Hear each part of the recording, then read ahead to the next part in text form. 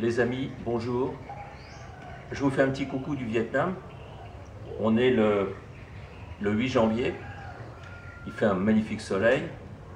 Il fait sans doute dans les 25 degrés. La nuit, il doit faire 20. Ça reste très raisonnable et très agréable.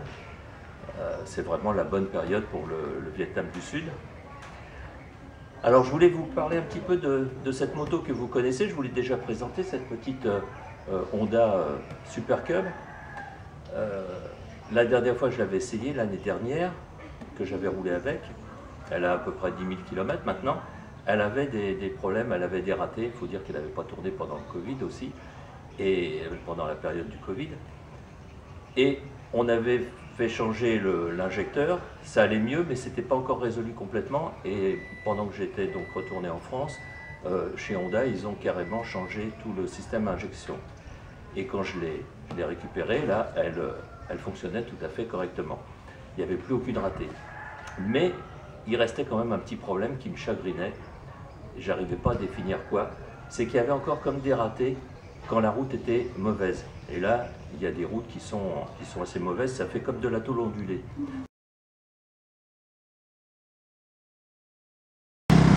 Voilà en fait ce que j'appelais la tôle ondulée.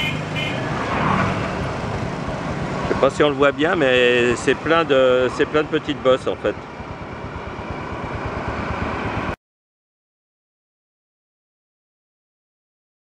Ça fait un petit peu comme les ralentisseurs chez nous, c'est-à-dire que ça tape comme ça. Là, les suspensions arrière sont excellentes, les suspensions avant sont ce qu'elles sont correctes, mais on sent quand même bien, c'est une moto légère, on sent quand même bien les ralentisseurs. Qu'est-ce qui ne va pas? La batterie clignote. Non, mais tant que ça ne s'arrête pas, c'est bon, tu peux continuer. On sent quand même bien les ralentisseurs. Bon, même avec une voiture confortable ou une moto confortable, en France, on sent les ralentisseurs, sinon ils ne les mettraient pas. Si les suspensions gommaient les ralentisseurs, ça ne serait pas la peine d'en mettre. Donc là, on les sent très bien. Et chaque fois que je passais sur ces routes mauvaises, j'avais l'impression quand même qu'il y avait des ratés. Et je me disais, c'est quand même bizarre. J'ai mis plusieurs jours avant de comprendre le phénomène. Je me suis dit, c'est peut-être un faux contact. Il y a un contact qui ne se fait pas quand il y a des chaos.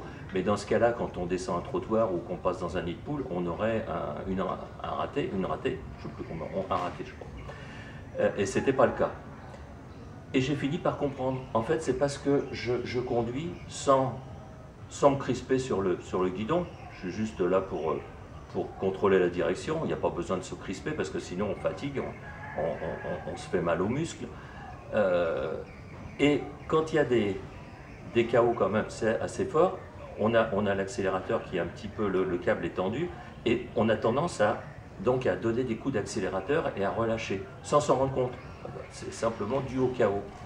Et en fait, il a suffi que je tienne plus fermement la poignée pour que ce phénomène disparaisse. En fait, c'est moi qui crée ces ratés à cause des chaos de la route. C'était surtout quand il y avait une espèce de tôle ondulée, là c'était vraiment très sensible. Alors je suis assez content d'avoir découvert ça. Je vous en parle parce que ça pourra peut-être servir à quelqu'un d'autre. Bon, avec des motos plus confortables, plus lourdes, en France, moi je ne me crispe pas sur le guidon et j'ai jamais eu ce problème de raté. Mais avec une petite moto légère et des routes en mauvais état, bah, c'est très net. Comme moi je suis un maniaque, je ne supporte pas d'avoir un moteur qui ne tourne pas rond, ou quelque chose qui... Je prends plus de plaisir à conduire si le moteur ne tourne pas parfaitement rond. Et j'avais ce petit problème de raté que je n'arrivais pas à définir. Voilà, je vous souhaite à tous une très bonne année. Elle va être certainement difficile en France, du moins pour cette année 2023.